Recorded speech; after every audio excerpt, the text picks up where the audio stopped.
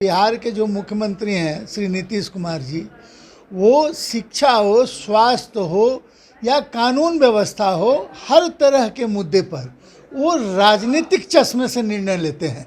इनको जब आप नियोजन में ला रहे थे, नियोजित कर रहे थे, उस समय सोचना चाहिए था कि जब ये फिर समान अधिकार के लिए लड़ाई लड़ेंगे तब कहाँ से सरकार उसकी पूर्ति करेगी। चुनाव का अब समय आ रहा है और लग रहा है नीतीश कुमार जी को कि इससे हमें चुनाव में क्षति होगी। तो अब वो आज कोई निर्णय लेते हैं मुख्यमंत्री, तो सभी कर्मियों के लिए उनको ऐसा सोचना पड़ेगा, सबके लिए। हाँ बिल्कुल।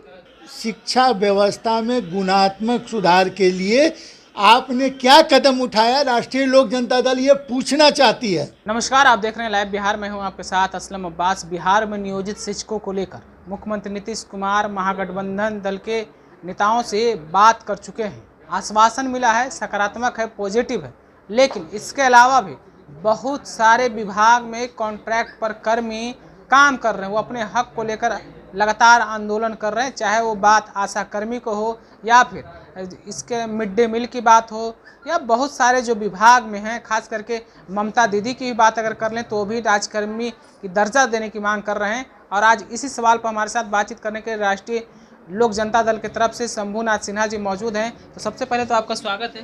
धन्यवाद। शिक्षा, नियोजित शिक्षक को लेकर मुख्यमंत्री सकारात्मक रवैया अपना रहे हैं, जैसा कि महागठबंधन के नेताओं के साथ बैठक में देखा गया है। बहुत सारे नियोजित कर्मी हैं, उसके बारे में आप क्या कहिए? निश्चित रूप से देखिए, बहुत पहले, आज नहीं 5-7 साल पहले ही हमारे राष्ट्रीय अध्यक्ष श्री उपेंद्र कुशवाहा ने चेताया था मुख्यमंत्री जी को और इस सरकार को कि जो अभी आपकी जो शिक्षा व्यवस्था है, ये आने वाले दिनों में आपके लिए एक सिरदर्द बन जाएगा और शिक्षा की गुणवत्ता प्रभावित होगी। मगर ये दुर्भाग्य की बात है कि बिहार के जो मुख्यमंत्री हैं श्री नीतीश कुमार जी, वो शिक्षा हो, स्वास्थ्य हो या कानून व्यवस्था हो, हर तरह के मुद्दे पर वो राजनीतिक चश्मे से निर्णय लेते हैं। तो उनको जब राजनीति में फ़ायदा होने की उम्मीद होती है तो वो कोई भी एक तुगलकी फरमान जारी कर देते हैं।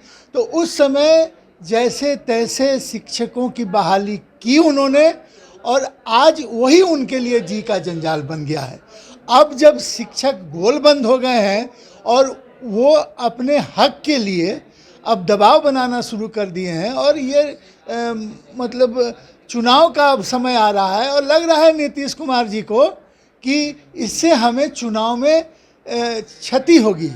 तो अब वो सकारात्मक रुख अपनाए या नकारात्मक रुख अपनाए, मगर बिहार की शिक्षा व्यवस्था, स्वास्थ्य व्यवस्था, कानून व्यवस्था ये बिल्कुल ध्वस्त हो चुकी है और उन्होंने जो किया है, जो बोया है, अब वही काटना उनको पड़ेगा। इसके अलावा बहुत सारे नियोजित कैटेगरी में है, ममता दीदी को ले लीजिए, आशा कर्मी को ले, उसके बारे में आपकी पार्टी क्या राय, आप क्या बोलिएगा?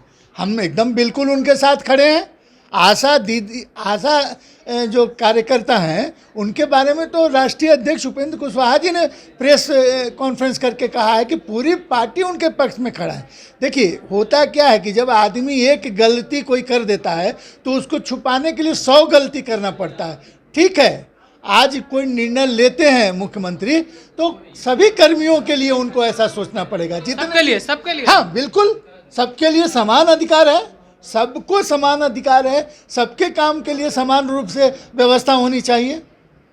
ये ऐसा थोड़ी है कि आपको जिससे सुविधा हो, असुविधा हो, उसको ध्यान में रख के आप निर्णय लिया। आखिर बिहार में कोई सिस्टम है कि नहीं, राज्य में कोई समान व्यवस्था सरकार की लागू है कि नहीं है, राष्ट्रीय लोक जनता दल यह भी पूछना चाहती है। आपके नेता भी मुख्यमंत्री नीतीश कुमार के साथ में, तो उस समय आपके नेता क्यों नहीं दबाव बनाए या प्रेशर बनाए? ये एनडीए में रहे थे, उस समय शिक्षा व्यवस्था में सुधार के लिए ये आंदोलन किए थे। कॉन्ट्रैक्ट की जो संविदा पे बहाली की बात हो रही है, उनके मानदेय की बात हो रही है, राजकर्मी की बात हो रही है। हाँ, तो आपके नेता उस समय कहने मुख्यमंत्री नीतीश कुमार को बोल रहे थे? नहीं, क्यों, हमेशा बोले हैं, वो हमेशा बोले हैं कि शिक्षा थे ना जी। मैं हमेशा वही बात बोल रहा हूँ। उन्होंने कहा था कि इनको जब आप नियोजन में ला रहे थे, नियोजित कर रहे थे, उस समय सोचना चाहिए था कि जब ये फिर समान अधिकार के लिए लड़ाई लड़ेंगे तब कहाँ से सरकार उसकी पूर्ति करेगी। उस समय सोचना चाहिए था, उस समय नहीं सोचे, अपने राजनीतिक फायदा के लिए निर्णय ले लिए और अब आप उसके अधिकार की रक्षा नहीं करेंगे।